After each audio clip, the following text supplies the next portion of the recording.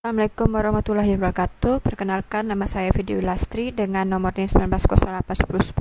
Saya mahasiswa Universitas Negeri Padang dengan jurusan manajemen.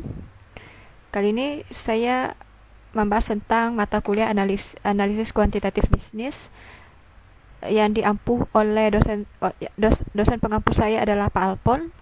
Kali ini saya membahas ini untuk tugas ujian akhir semester saya, maka saya menjelaskan apa-apa saja yang sudah dijelaskan selama pelajaran ini. Ada beberapa topik yang akan dibahas, yaitu yang pertama adalah analisis validitas dan reliabilitas, kedua adalah analisis faktor, yang ketiga adalah uji asumsi klasik dan regresi berganda, yang keempat adalah variabel moderasi, yang kelima adalah analisis jalur, dan terakhir adalah data panel. Untuk itu saya akan menjelaskan satu persatu. Yang pertama itu validitas dan reliabilitas. Validitas dan reliabilitas ini tuh sebenarnya sama kayak analisis data ya, yang seperti kata teori dari Bochian dan Bakeland di tahun 1982 mengungkapkan bahwa analisis data adalah proses yang dilakukan secara sistematis untuk mencari, menemukan, dan menyusun transkrip wawancara, catatan-catatan lapangan, dan bahan-bahan lainnya yang telah dikumpulkan peneliti dengan teknik-teknik pengumpulan data lainnya.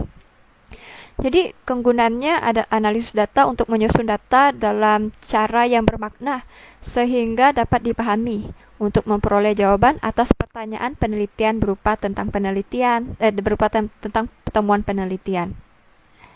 Nah, analisis data itu ada berupa dengan validitas. Jadi validitas ini pengertiannya menurut salah satu pendapat dari dari seorang teori namanya adalah Groenland dan Lim pada tahun 1990, menyebutkan bahwa validitas adalah ketepatan interpretasi yang dibuat dari hasil pengukuran dan evaluasi. Sebenarnya banyak beberapa pendapat lainnya, seperti menurut Ari Kunto pada tahun 1995 mengatakan validitas adalah keadaan yang menggambarkan tingkat instrumen bersangkutan yang mampu mengukur apa yang akan diukur. Nah, jadi kegunaannya validitas itu untuk mengetahui sejauh mana ketepatan dan kecermatan suatu struktur pengukuran dalam melakukan fungsi ukurnya, yaitu agar data yang diperoleh bisa relevan atau sesuai dengan tujuan yang diadakan pengukuran tersebut. Nah, itu tadi kan tentang validitas, maka kemudian saya akan memberikan pengertian tentang reliabilitas data. Jadi pengertian reliabilitas data ini menurut teori Groenland-Lin pada tahun 1990, reliabilitas adalah ketepatan hasil yang diperoleh dari suatu pengukuran. Sedangkan menurut Sukaji pada tahun 2000, reliabilitas suatu tes, seberapa besar derajat tes mengukur secara konsisten sasaran yang diukur. Jadi reliabilitas ini dinyatakan dalam bentuk angka, biasanya sebagai koefisien. Koefisien tinggi berarti kalau koefisien tinggi berarti reliabilitasnya tinggi. Jadi kegunaannya reliabilitas ini adalah untuk mengetahui atau menunjukkan keajekan suatu tes dalam mengukur gejala yang sama pada waktu kesempatan yang berbeda. Jadi langkah-langkahnya itu adalah ada dua macam ya, ada beberapa macam, seperti secara kuantitatif itu tahapan langkah saat menggunakan analisis dalam statistik data penelitian kuantitatif ini seperti pertama itu menemukan masalah atau maksudnya itu menjadi objek pengamatan atau penelitian, dan kedua itu mengumpulkan data. Jadi faktor yang penting dalam pengumpulan data yang perlu diperhatikan adalah populasi dan sampel. Jadi pada bagian ini statistik inferensial digunakan untuk memperluas peroleh informasi berasal dari sampel acak dalam populasi, yang akhirnya digunakan sebagai cara melihat keseluruhan populasi itu. Kegunaannya dari statistik inferensial adalah untuk memperoleh informasi dari populasi populasi yang terdapat di dalam sampel. Dan ketiga itu melakukan analisa, yang keempat menyajikan hasil, dan kelima dan kedua itu secara kualitatif. Jadi kalau secara kualitatif ini bersifat interaktif, berlangsung dalam lingkaran yang saling tumpang tindih. Langkah-langkahnya bisa disebut strategi pengumpulan dan analisis data. Teknik digunakan itu fleksibel, tergantung pada strategi-strategi yang digunakan dan data yang telah diperoleh. Secara umum, langkah-langkahnya ada kesamaan antara satu peneliti dengan peneliti lain.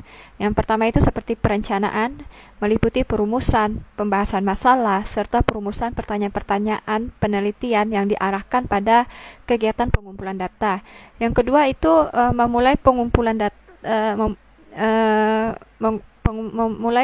data. Jadi sebelum dimulai, peneliti berusaha menciptakan hubungan baik, menumbuhkan kepercayaan serta hubungan yang akrab dengan individu-individu dan kelompok yang menjadi sumber data.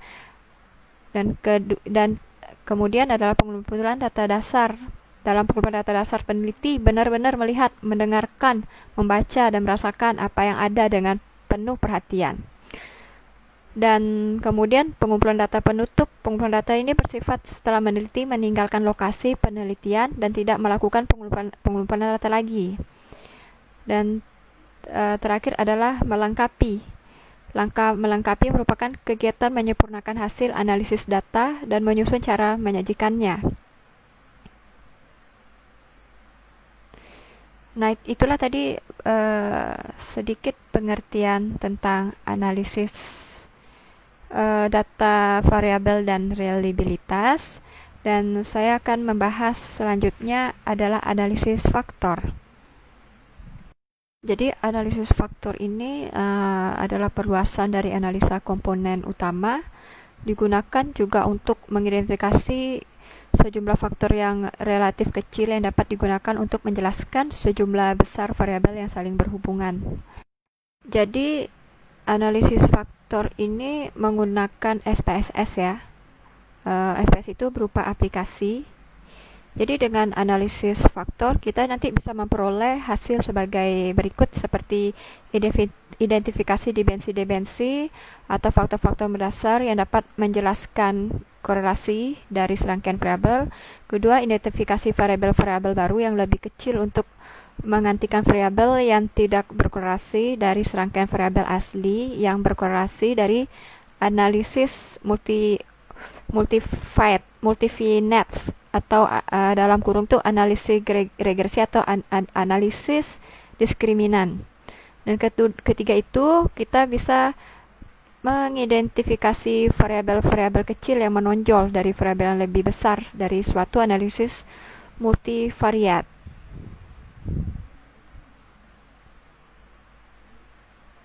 Dan untuk cara melakukan analisis SPSS itu sudah saya jelaskan di YouTube saya. Jadi saya tidak akan memperpanjang mukadimah, bisa dilihat aja di YouTube-nya. Dan kemudian kita akan membahas analisis regresi berganda ya selanjutnya, dan uji asumsi klasik. Jadi analisis berganda ini pengertiannya yaitu melibatkan melebihi dari satu variabel bebas atau prediktor, dan ini biasanya menggunakan uji asumsi, menggunakan SPSS ya. Cara-caranya itu sudah ada saya jelaskan di YouTube juga. Itu kan ada analisis regresi berganda itu lebih dari satu ya, lebih dari satu variabel bebas. Jadi kalau analisis regresi sederhana itu hanya satu variabel bebas aja. Jadi itu bedanya antara regresi sederhana dan regresi berganda.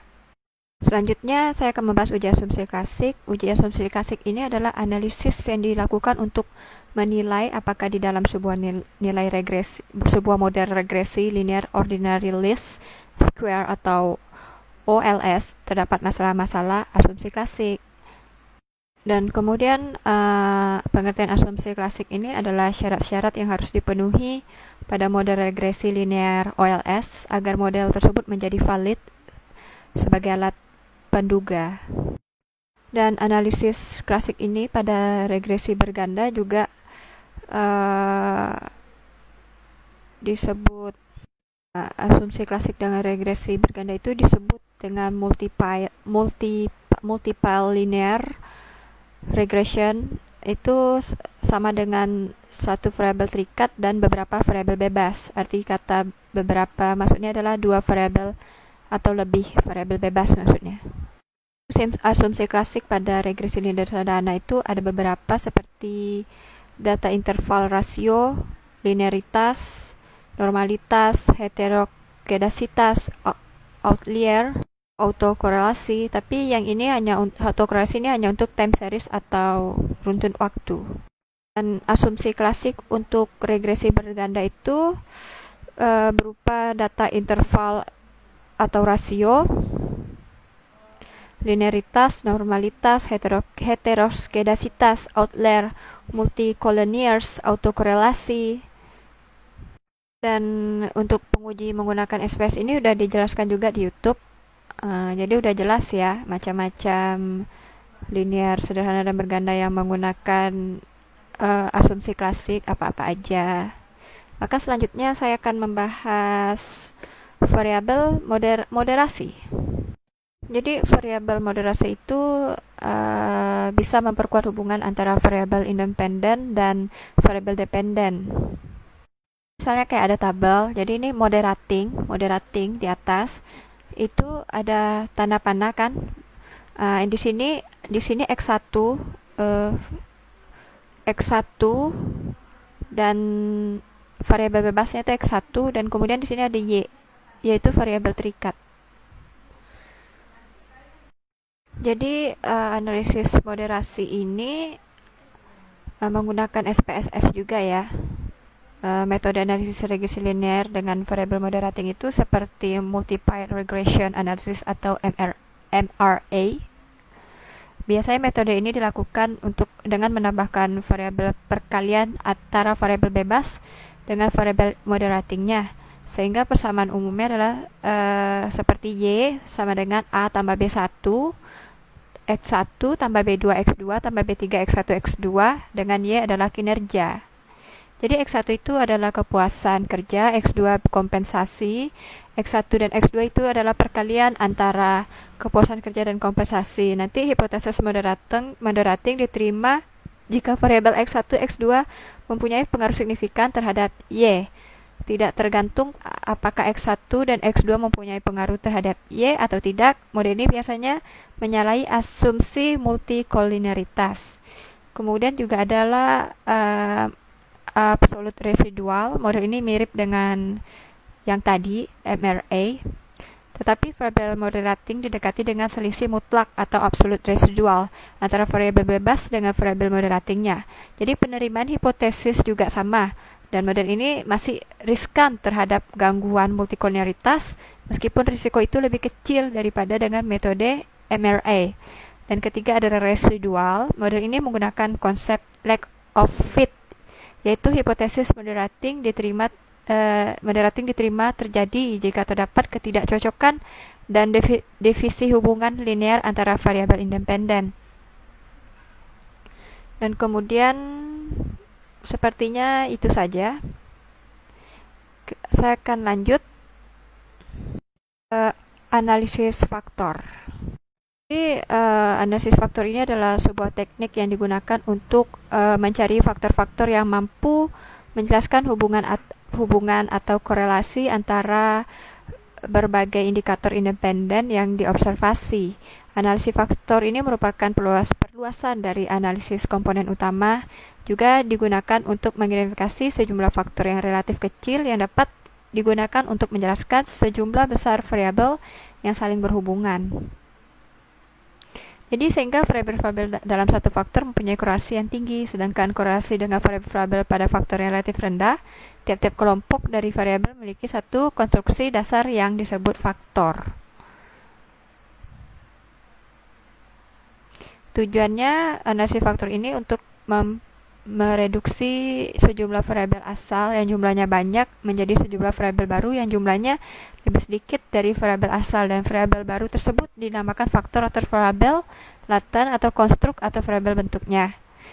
Dan tujuan kedua adalah untuk mengidentifikasi adanya hubungan antara variabel penyusun, faktor dan dimensi dengan faktor yang terbentuk dengan menggunakan pengujian koefisien korelasi antar faktor dengan komponen pembentukannya.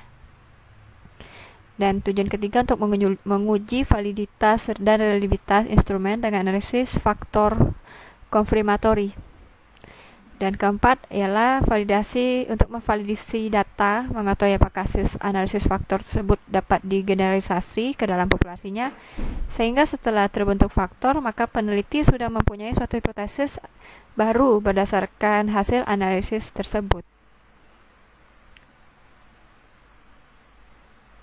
Ya, mungkin untuk variabel apa sih ini tadi ya, faktor ya. Analisis faktor ini, dan saya akan membahas analisis jalur.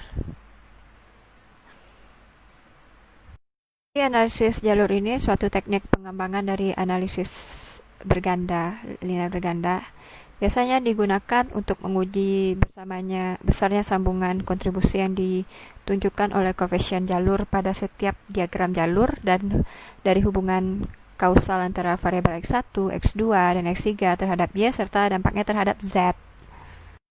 Karakteristik analisis jalur ini menurut beberapa teori ya, menurut Land, Ching, dan Maryuma, Schumer, dan Lomax, Jerskog dalam Kusnedi tahun 2018 di halaman 187 hingga 148. Dia itu mengatakan bahwa karakteristik analisis jalur adalah metode analisis data multivariate dependensi yang digunakan untuk menguji hipotesis hubungan asimetris yang digunakan atas dasar kajian teori tertentu, dengan tujuannya untuk mengetahui pengaruh langsung dan tidak langsung seperangkat variabel penyebab terhadap variabel akibat. Jadi menguji hipotesis hubungan asimetris yang dibangun atas kajian teori tertentu, artinya yang diuji adalah model yang menjelaskan hubungan kausal antar variabel yang dibangun atas kajian teori tertentu. Hubungan kausal tersebut secara eksplisit dirumuskan dalam bentuk hipotesis direksional, baik positif maupun negatif. Kemudian terakhir saya akan menjelaskan itu data panel. Itu gabungan antara data cross-section dan data time series, di mana unit cross-section yang sama diukur pada waktu yang berbeda. Maka dengan kata lain, data panel merupakan data dari beberapa individu sama yang diamati dalam kurun waktu tertentu. Jika memiliki periode tahun misalnya kayak ada 5 tahun gitu kan, dan berapa jumlah individunya, maka dengan data panel kita akan memiliki total unit observasi sebanyak N dan T tadi. Jika jumlah unit waktu sama untuk setiap individu, maka data disebut dengan balance panel. Jika sebaliknya, yakni jumlah unit berbeda dengan setiap individu, maka disebut unbalanced panel. Dan ini saya sudah praktekkan cara menganalisis datanya itu bukan di SPSS, bisa sih di SPSS tapi saya menggunakan di EView 9. Nah, di situ sudah ada tutorialnya, kalian bisa buka di YouTube saya. Model data panel ini yaitu model yang mempertimbangkan efek dari waktu atau memasukkan variabel waktu. Dan keuntungan dari regresi data panel yang pertama itu dapat memberikan peneliti jumlah pengamatan yang besar, meningkatkan degree of freedom, yaitu seperti derajat kebebasan ya. Data memiliki variabilitas yang besar dan mengurangi kolinaritas antara variabel penjelas, di mana dapat menghasilkan estimatis ekonometri yang efisien. Dan kedua adalah panel data memberikan informasi lebih banyak yang tidak dapat diberikan hanya oleh data cross-section atau time series saja. Dan ketiga, panel data memberikan penyelesaian yang lebih baik dalam inferensi perubahan dinamis dibandingkan data cross-section. Di penentuan estimasi regresi data panel ini ada beberapa ya yang kayak saya pernah praktikkan di YouTube saya, seperti uji Chow. Jadi Chow test ini pengujiannya menentukan model apakah common effect ataukah fixed effect yang paling tepat digunakan dalam mengestimasi data panel. Setelah itu nanti kita juga menguji Hausman. Hausman test itu pengujian statistik untuk memilih apakah model fixed effect atau random effect yang paling tepat digunakan. Jadi misalnya kalau H0 maka pilih RE. Jadi kalau H1 pilih FE. Dan kemudian nanti kita juga menguji Lagrange multiplier. Ini juga udah dipraktekkan di YouTube saya. Ini untuk mengetahui apakah model random effect lebih baik daripada metode common effect. Jadi digunakan apabila H0 pilih PLS dan jika hasilnya H1 maka pilih RE. Cukup sampai di sini. Terima kasih. Assalamualaikum warahmatullahi wabarakatuh.